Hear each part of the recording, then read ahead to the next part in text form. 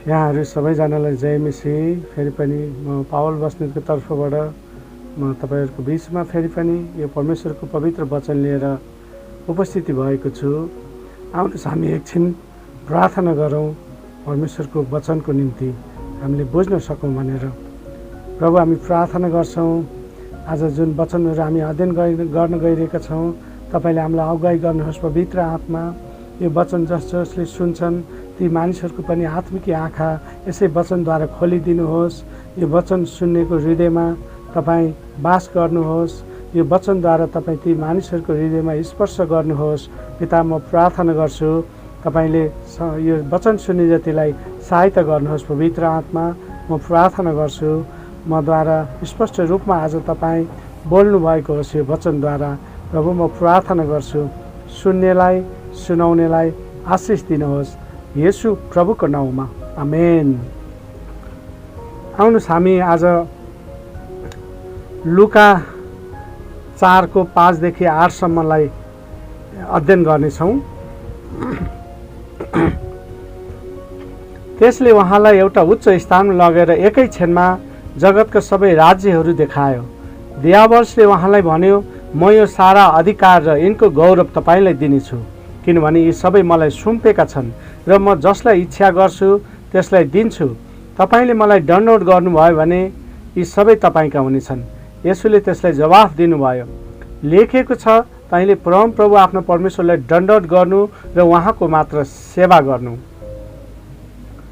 हामी यो पदबाट के बुझ्छौँ भने शैतानको सर्वोच्च उद्देश्य समस्त संसारबाट पुजिनु हो।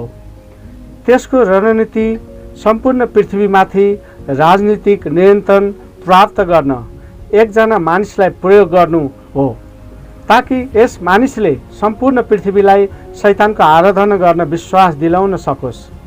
शैतानले यसुलाई भन्यो, तपाईँले मलाई दण्डवट गर्नुभयो भने म तपाईँलाई संसारको शासक हुने शक्ति दिनेछु। शैतानले बुझ्यो त्यसले यसुलाई यो शक्ति दियो भने के हुन्थ्यो। संसारले यसुलाई स्वीकार त गर्थ्यो र पनि तिनीहरूले वास्तवमा शैतानलाई स्वीकार गरिरहेको हुन्थे, किनभने यसुलाई त्यो शक्ति दिने व्यक्ति शैतान नै हुन्थ्यो। तसर्थ यसुको आराधना गर्दा गर्दै तिनीहरू शैतानको आराधना गरिरहेको हुन्थे। तर यसुले भन्नुभयो, शैतान, म यो काम गर्दिनँ, किनकि हामीले आराधना गर्न सक्ने केवल ब्रह्माण्डमा एकमात्र सत्य परमेश्वर हुनुहुन्छ। यसुले इन्कार गर्नुभयो, तर पनि शैतान येशूको विकल्पको रूपमा त्यसले प्रयोग गर्न सक्ने एकजना मानिसलाई शैतान अझै खोजिरहेको छ। त्यसले एकजना मानिसको खोजी गरिरहेको छ जसलाई संसारले मसीह अर्थात् एन्टिक्राइस्टको रूपमा आराधना गर्नेछ। परमेश्वरले जुन ठाउँमा ख्रिस्टको प्रचार हुन दिनुहुन्छ त्यहाँ दुईटा विकल्प मानिसहरूले पाउँछन् र त्यो स्थानमा जहाँ ख्रिस्टको सुसमाचार प्रचार गरिन्छ त्यहाँ पनि शैतान आफ्नो विकल्प लिएर उपस्थिति हुन्छ। जो ख्रिस्ट विरोधी भनिएको छ त्यसलाई। यसरी सम्पूर्ण जातिले लगातार एउटा विकल्पको सामना गर्दछन् र त्यो विकल्प हो ख्रिस्ट वा ख्रिस्ट विरोधी। यो विकल्प मानव जाति समक्ष पहिलो पटक त्यसबेला राखिएको थियो जुन समयमा येशू पन्तियस पिलातसको सामुन्ने खडा हुनुभएको थियो र पिलातसले मानिसहरूलाई येशूलाई छोड्ने वा बारम्बारलाई छोडिदिने चयन दिनुभएको थियो। कुन विकल्प रोजिएको थियो हामी सबै जान्दछौँ। त्यस समयमा ख्रिस्ट विरोधीको आत्मा मानव इतिहासमा प्रकट भएको यो नै पहिलोपल्ट थियो। त्यस आत्माको शक्ति यहुदीहरूलाई साँचो ख्रिस्टलाई इन्कार गरी एक दुष्ट भक्तिहीन धूत र हिंस्रक मानिसलाई चयन गर्नमा पर्याप्त थियो। धर्मशास्त्रमा ख्रिस्ट विरोधीका धेरै किसिमहरूमध्ये 12/1 हो। पुरानो करारको निश्चय चाडको थुमा नयाँ करारको ख्रिस्ट परमेश्वरको थुमाको तस्बिर वा नमुना हो। मानिसहरूलाई प्रस्तुत गरिएको येशू वा बारम्बारको विकल्पको घटनामा हामी भविष्यमा पूर्ण रूपले प्रकटित हुने ख्रिस्ट विरोधीको स्पष्ट तस्बिर देख्दैछौँ। यो यस युगको अन्त्यको निम्ति पनि नमुना हुनेछ। परमेश्वरले मानव जातिलाई फेरि विकल्प दिनुहुनेछ। तपाईँ कसलाई रोज्नुहुन्छ, साँचो ख्रिस्ट वा झुटो ख्रिस्ट? तर त्यो हुनु पूर्व ख्रिस्ट सम्पूर्ण संसारको लागि गवाही हुन सबै जातिहरूमा प्रचार गरिनुहुनेछ र त्यो सँगसँगै चिन्हहरू पनि हुनेछन् अनि पवित्र आत्माको प्रदर्शन हुन्छ। त्यसपछि शैतानले ख्रिस्ट विरोधीको अनुसरण गर्नेछ र संसार एउटा स्पष्ट निर्णय गर्न बाध्य हुनेछ, मसीह वा बारब्बा। त्यस समयमा त्यहाँ तेस्रो विकल्प थिएन। यस युगको अन्त्यमा पनि तेस्रो विकल्प हुने छैन।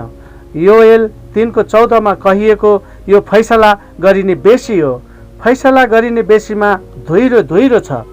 परमेश्वरको व्यवहारको कुरो आउँदा पहिलो मौका पाउने पहिले सधैँ इजरायली हुन्छ। सुसमाचार पहिले यहुदीहरूलाई र अन्य जातिहरूलाई पनि दिएको थियो। रोमी 1:16। इजरायलसँग पहिलो चयन थियो। अब सबै जातिहरूसँग यस युगको अन्त्यमा यो चयन हुनेछ। तपाईँ हामी कसलाई चाहन्छौँ, येशू वा बारब्बा? हामी अब शैतानको विकल्प हेर्नेछौँ। येशू साँचो ख्रिस्टले मोलतोल र सम्झौता नगर्नु हुनुभएको कारण शैतानले असाधारण योग्यता र व्यक्तित्वको अर्को मानिसहरूलाई खोजिरहेछ। संसारले यस मानिससँग त एकदम चमत्कारिक शक्ति छ, योसँग त करिश्मा छ भन्ने छ र मानिसको शत्रुको चाहना गर्नेछ। पवित्र आत्माबाट आउने करिश्मा वरदान छ, अर्कोतिर अर्कै आत्माबाट आउने करिश्मा पनि छ। भिन्नता छुट्याउन सधैँ तपाईँ हामीलाई सजिलो हुँदैन। शैतानले यस पदको निम्ति जो पाए त्यसै मानिसलाई प्रयोग गर्न नसक्ने कारण त्यसले बौद्धिक व्यक्तित्व, रूप रङ, कुशाग्रता, शारीरिक बलको मानसिक पाउनुपर्छ। यसो आदर्श चयन हुन सक्नुहुन्थ्यो, तर उहाँले शैतानसँग सम्झौता गर्न इन्कार गर्नुभयो। त्यसलाई प्रकाशको पुस्तकमा चित्रण गरिएको अनुसार ख्रिस्ट विरोधीको एउटा नाउँ पशु हो। हामी प्रकाश 13:2-4 पढ्नेछौँ। मैले देखेको त्यो पशु चित्तो जस्तो थियो। त्यसका खुट्टाहरू भालुका जस्ता थिए, त्यसको मुख सिंहको जस्तो थियो। तर अजिङ्गरले त्यस पशुलाई आफ्नो शक्ति र आफ्नो सिंहासन र ठुलो अधिकार दियो। त्यसले एउटा शिरमा घातक चोट लागेको जस्तो देखिन्थ्यो, तर त्यसको चोट निको भयो अनि सारा पृथ्वी छक्क परेर त्यस पशुको पछि लाग्यो। मानिसहरूले अजिङ्गरको पूजा गर्दथे किनकि त्यसले आफ्नो अधिकार पशुलाई दिएको थियो। तिनीहरूले यसो भन्दै पशुको पूजा गरे, यो पशु जस्तो अरू को छ र यसको विरुद्धमा को लड्न सक्ने? स्पष्ट छ, मरेकाहरूबाट एउटा आश्चर्य कर्मद्वारा ख्रिस्ट विरोधी उठ्नेछ र यसले गर्दा संसार आश्चर्यचकित हुनेछ। यो महासङ्कटकोमा घट्ने घटना हो। त्यसको अनुसरण गर्नेछ शैतानले। यो सुन्दा जतिसुकै असामान्य लागे तापनि यो एकदम निश्चित रूपमा हुनेछ।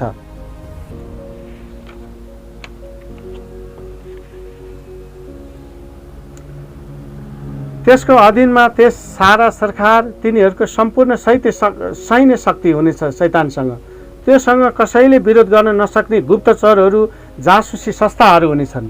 किनकि हिजकियल 28:3 भन्छ, त्यो दानियल भन्दा पनि बुद्धिमान हुनेछ र त्यसबाट कुनै गुप्त कुरा लुकिने छैन। त्योसँग अलौकिक समझ, शक्ति र शैतानबाट दिएको बुद्धि हुनेछ। शैतानको सर्वोच्च उद्देश्य सर्वप्रथम आफ्नो प्रतिनिधिलाई उठाउनु हो। साँचो ख्रिस्ट विरोधी त्यसले सबै जातिहरूमाथि शासन गर्नेछ अनि ख्रिस्ट विरोधीद्वारा संसारको आराधना प्राप्त गर्नेछ। ख्रिस्ट विरोधीको पूजा गरेर संसारले वास्तवमा शैतानकै पूजा गरिरहेको हुनेछन्, जसले त्यसलाई आफ्नो शक्ति दियो। संसारको आराधना प्राप्त गर्ने लक्ष्य हासिल गर्न काम गर्दा शैतानले दुई प्रमुख युक्तिहरू प्रयोग गर्नेछन्। पहिलो, त्यसले आफ्नो राज्यका आत्मिक दूतहरूद्वारा प्रत्यक्ष हस्तक्षेप गर्नेछ। दोस्रो, त्यसले नैतिक र सदाचारको उत्तरोत्तर ह्रास उत्पन्न गर्दै मानव हृदयको पापको भ्रष्टताको काम गराइको आगोमा घिउ थप्नेछ। केही मानिसहरूले हामीलाई संसार झन झन उत्तम हुँदै गइरहेको छ भन्ने विश्वास लगाउने कोसिस गर्दछ। यो पापले काम गर्दै गरेको ठाउँमा कदापि सत्य हुन सक्दैन। स्थिति झन झन खराब हुँदै जाँदैछ। आज हामी भोलि देख्दैछौँ, आजभोलि यहाँ चाहिँ विकराल रूप हुँदैछ संसारमा। कोरोनाले गर्दा मानिसहरू त्राही त्राही भइरहेको छन्, मानिसहरू त्रासित भइरहेको छन्। मानिसहरूको भविष्य के हुने हो, कसो हुने हो, उनीहरू चाहिँ ती दिनहरू सोचेर, ती कुराहरू सोचेर आज डिप्रेसनमा गइरहेको छन्। कतिले त मृत्यु पनि रोजिरहेका छन्।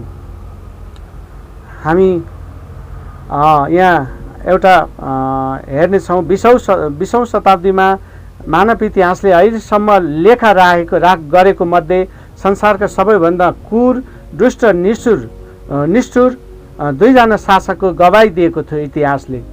ती दुष्ट मानिसहरू एडोल्फ हिटलर र जोसेफ स्टालिन हुन्। यी दुवै व्यक्तिहरू लाखौं मानिस प्राणीको क्रूर हत्याको सिधै जिम्मेवारी छन्। यी दुई मानिसहरूको हिंस्रक प्रवृत्तिसँग समरूप हुने कुनै कुरा मानव इतिहासमा कहिल्यै भएको छैन। यस अतिरिक्त हालको इतिहासले यस्तै खालका मानिसहरू निरन्तर जन्माउँदैछ। त्यस्ता केही मानिसहरूको नाउँ यहाँ उल्लेख गर्दा ती पोल पोट, सद्दाम हुसेन, उत्तर कोरियाका नेताहरू, किम जोङ, चाइनाका नेताहरू, जति पनि चाहिँ यी क्रूर शासकहरू छन्। मानव जातिको भ्रष्टताले मात्र स्टालिन र हिटलर जस्ता शासकहरूलाई स्वीकार गर्न सम्भव तुल्याउँछ। शैतानले दुष्ट मानिसहरूलाई लगातार उठाइरहेको मात्र छैन, त्यसको रणनीति दोस्रो पाटो दुष्ट आत्माहरूको प्रत्यक्ष अलौकिक हस्तक्षेप पनि हो।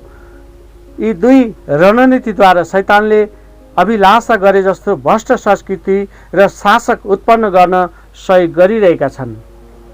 तर प्रभुलाई स्तुति होस्, आज तपाईँ हामीले जीवित परमेश्वरलाई चिन्न पाइरहेका छौँ। अब हामी परमेश्वरमा विश्वास गर्नुपर्छ। यसुले बगाउनु भएको त्यो कल्वरी क्रुसको बलिदानलाई, उहाँको मृत्यु र पुनरुत्थानलाई हामीले स्वीकार गरेर हामी यस पृथ्वीमा नुन र ज्योति बन्नपर्छ। अनि उहाँका छोराछोरी भनेर हामीले संसारलाई गवाई दिनै पर्छ। अनि हामीले मुक्ति पाएको एउटा हाम्रो बाहिरी परिवर्तनले, भित्री परिवर्तनले अनि बाहिरी कामहरू प्रकटन गर्नेछ र मानिसहरूले हाम्रो गवाईलाई देख्नेछन् र उनीहरूले जीवित येशूलाई देख्नेछन् र उनीहरूको पापको पश्चाताप गर्नेछन् र येशूमा फर्किनेछन्। के तपाईँ आज त्यो जीवन जिउन तयार हुनुहुन्छ? जुन जीवन परमेश्वरले भित्रैबाट तपाईँलाई दिन तयार हुनुहुन्छ, भित्रैबाट तपाईँको हृदय परिवर्तन गर्न तयार हुनुहुन्छ पवित्र आत्मा। तपाईँले आज पवित्र आत्माको आवाज सुन्नुभयो भने, तपाईँको जीवन पवित्र आत्मालाई सुम्पिनु भयो भने तपाईँको जीवनमा आश्चर्यको कामहरू हुनेछन्। के तपाईँ त्यो गर्न तयार हुनुहुन्छ? आउनुहोस् हामी छोटो प्रार्थना गर्नेछौँ। प्रभु, आज जुन वचनहरू मैले बोलेको छु ती वचनहरू मानिसहरूले बुझ्न सकुन्। पिता, म प्रार्थना गर्छु अनि यो वचन अनुसारको जीवन जिउनलाई तपाईँले सहायता गर्नुहोस् अनि संसारलाई तपाईँका छोराछोरीले गवाही लिएर त्यो तपाईँको गवाही देखाउन सकुन् संसारलाई। पिता, म प्रार्थना गर्छु तपाईँले हामीलाई गवाही बनाउन बोलाउनु भएको छ तपाईँको राज्यमा। अरबौँ मानिसहरूबाट तपाईँले हामीलाई चुन्नु भएको छ तपाईँको सत्यता संसारलाई देखाउनलाई। प्रभु, त्यो गवाहीको जीवन जिउनलाई हामीलाई सहायता गर्नुहोस्। येशू प्रभुको नाउँमा, आमेन।